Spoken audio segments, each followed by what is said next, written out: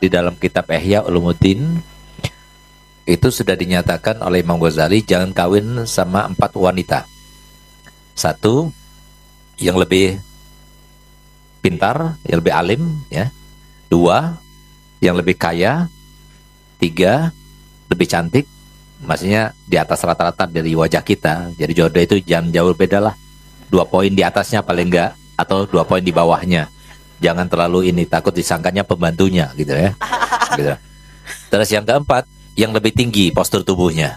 Nah itu kalau kita kawin sama 4 itu ada menjadi faktor, biasanya istrinya itu sombong kepada suaminya dan jadi faktor keretakan dan perceraian. Itu biasanya seperti itu.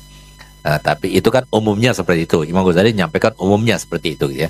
Nah, jadi diantaranya memang nggak lebih kaya, karena perempuan itu memang sifatnya dia itu diayomi, dilindungi, dinafkahi.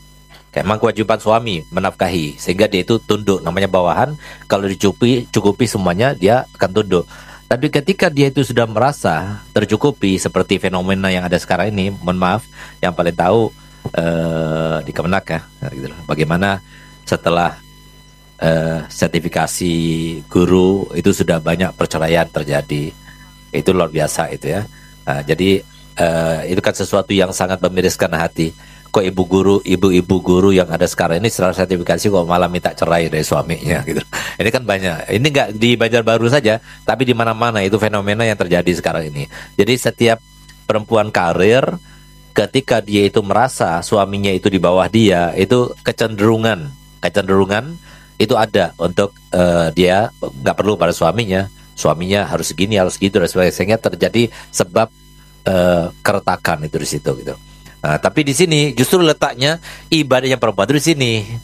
Ketika seorang itu melandasi seperti kata ibu tadi, landasan utamanya itu ilmu, maka dia itu mencari harta benda itu untuk bantu suami, bukan untuk dirinya sendiri, untuk mengayakan diri, tapi untuk membantu suami dan keluarganya. Seperti saya punya ibu, kenapa beliau itu berdagang? Bukan karena sebuah seperti sekarang ini kan banyak di antara mereka itu berjalannya awalnya karena iseng, seperti alumni. Saya nggak bicara sama yang lainnya, alumni iseng awalnya gitu loh, iseng keenakan, keasikan, akhirnya lebih banyak duitnya daripada suaminya. Nah, kemudian timbullah masalah demi masalah karena cenderung itu tadi, fenomena itu tadi. Nah, tapi kalau seumpama dia itu mencari hartanya itu memang dari awalnya seperti Bapak Khadijah itu karena kebutuhan, karena keperluan, karena hal yang mendesak, karena urgensi, ya. Kenapa demikian? Karena Abu Hasan itu gajinya ketika di Malang, ketika di Bangil sebagai seorang guru itu cuma seminggu habis. Tapi beliau tetap dakwah itu nomor 1, kehidupannya itu untuk dakwah, tidak menyulut untuk dakwah, terus dia berdakwah. Saya masih ingat makannya kami ya sama Abu Habib Zain ya. Sampai Habib Ali, sampai Habib Husin, sampai punya anak Hubaba Umuna Syarifah Rugaya, baru kita agak lumayan makannya kita. Dulunya kita makan itu setiap hari-hari kita itu makannya nasi sama kuah lodeh atau kuah bening. Ada tempenya? Nggak ada tempenya. Ada tahunya? Nggak ada tahunya. Cuma nasi doang. Itu yang kita makan dulu. Tapi asik kita makannya. Jadi makanya kita itu sudah biasa dididik oleh orang tua yang semacam itu. Kita biasa mau diajak makan enak, alhamdulillah. Diajak makan biasa juga biasa saja kita. Karena sudah biasa kita menjalani itu semuanya. Jadi bertahun-tahun. Sampai kalau kita itu makan ikan pindang yang di dalam kayu itu biasanya. Pindang ya namanya. Itu kalau kita makan ikan itu kayak hari raya itu. Nikmatnya luar biasa itu dulu. Kita masih ingat masa kecil kita. Nah, sehingga apa? Sehingga saya punya umi itu mempunyai inisiatif untuk bantu saya punya abah. Apalagi dia punya pengalaman ketika kecil oleh ayahnya yang memang seorang pedagang kaya. Ayahnya itu Habib Muhammad itu seorang pedagang kaya. Dia sudah dilatih, bahkan beliau menjadi asistennya.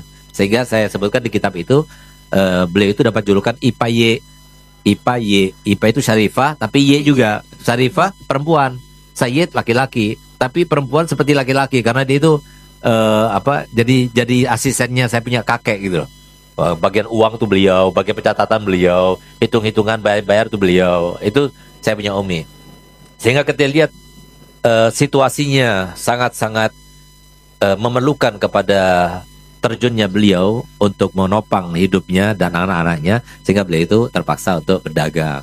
Tapi dagangnya beliau sama sekali tidak mengurangi haknya suami dan haknya dia sebagai guru, sama sekali. Di sini masih ada muridnya. Waktu yang ngajar. Kapan waktunya beliau itu kulaan, ngambil dagangan dan sebagainya? Waktunya libur, waktunya nggak ngajar. Waktu libur, hari Jumat dia berangkat untuk kulaan.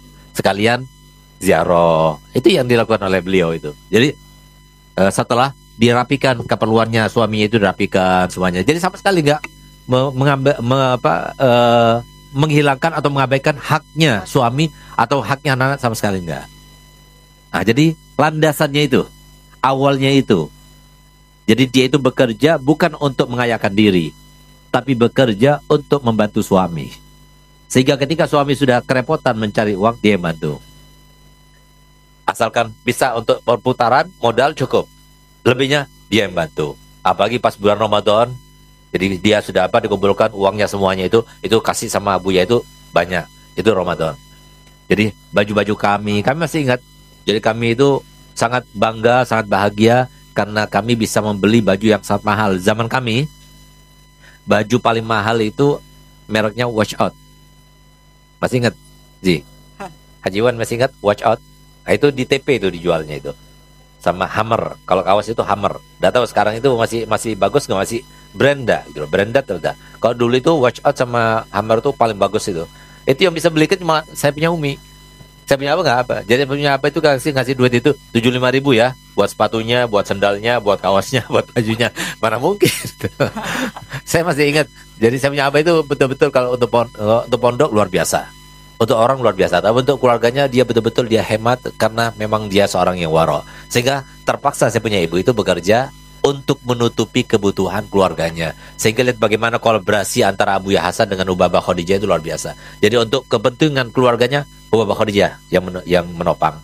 Tapi Abuya Hasan itu untuk pondok, untuk perjuangan.